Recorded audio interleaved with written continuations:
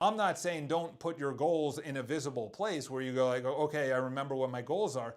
But you're also not saying that it's my will, it's the will of the Father. And you, yes, knock, knock, and it's given, seek, seek, seek, and it's given to you. But there's also, is it the right timing? Is this the right, does the Father want this for you? Like, a little too much self in there, okay? And to this last point, which I'll say about my channel, you go to, and I said in the Red Pill video, you hit a wall with Jordan Peterson, or evolution, or evolutionary psychology, evolutionary biology, evolutionary anything, where I don't believe in any of that anymore because it's impossible to go from a single cell to even a multi-cell, okay? It's impossible. It doesn't just happen, okay? And I won't go deep into the evolution talk because the theory breaks down in Darwin's book. So I don't know, I do know why they took it to the nth degree because they want the will of the dark side to be manifest instead of the light, okay? But on this channel is, if I'm not glorifying God, or if I am putting myself above God, or if I'm putting any other idol like manna, money, if I'm putting my body, my mind, like if I'm putting anything above God, of course, yes, take care of everything. Don't go broke, don't be out of shape, take care of your health, make sure you're eating right, make sure you're sleeping right, don't have alcohol, which I'm not anymore. I forgot how many days I'm sober. It's on my cell phone, which is now on TikTok Live. But the will of the Father supersedes everything because this is a blip on the radar. This is not everything. And I had this on my Bible study today, is that people act like this is it. This is it. I was listening to a podcast and this woman's like, I had a great realization. My father passed away suddenly in a car accident, which is awful. You're essentially, as she was saying, she was taking her kids to school and then out of nowhere she gets a call. By the way, father's not here anymore. Like that's a life changer. That's a, wow, 55-year-old man, totally life taken short. And I don't know where he is. It has nothing to do about her father. But her logical conclusion was, and it is logical, and that's not sarcasm because that's also how I was going through life, is that life is short. It can be taken at any time.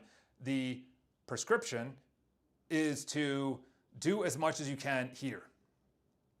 My prescription is you could be taken at any time. You better make sure that you are in a state of grace. That's my prescription. And is that popular? No.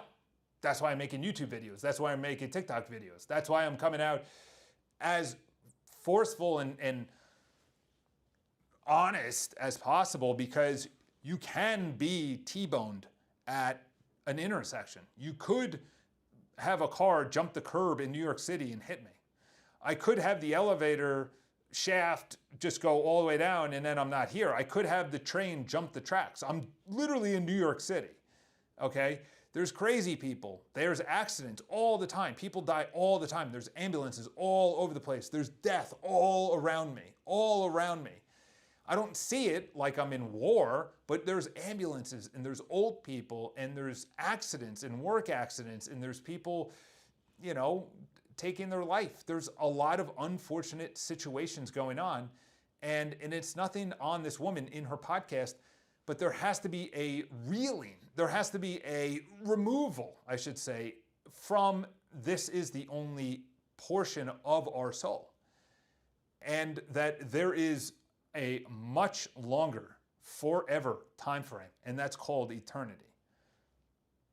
And when you hear about the near-death experience, you want to make sure that you're avoiding one place, okay? There's some people that are like, oh, I want to be with heaven. Of course, I want to be with God in heaven in praise and worship. And people said that even the grass was praising and worshiping God, and the music was perfect and beautiful, and everything was incredible, and the sights and the sounds and the smells and the songs and everything else was absolutely, all right, Daniel, holy cow, you are a wild man right now.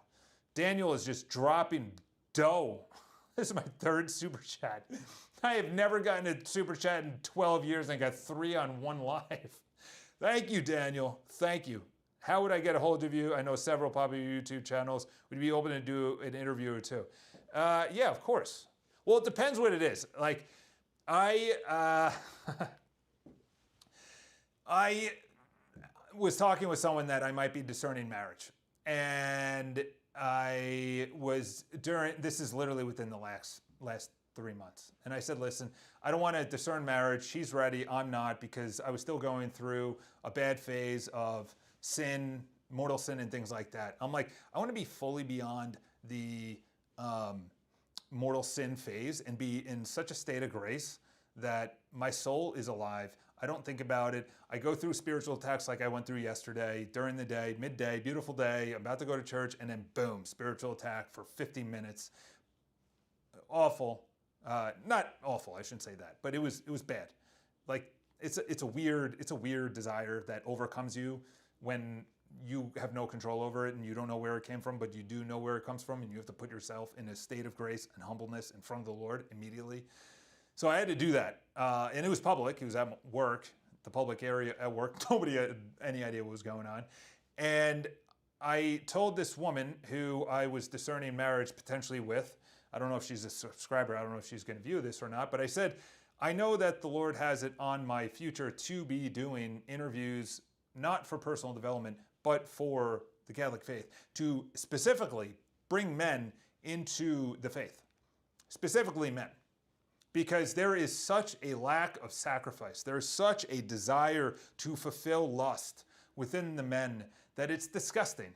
And to be honest, the way they dress, the way they act, the way they talk, this guy on the train dropped the F-bomb. I had to walk away from him. We're on the subway platform. He's in construction, thankfully for all these construction guys, but he was dropping F-bomb after F-bomb after. It was just, I can't be around that. I can't even listen to that. I was that guy.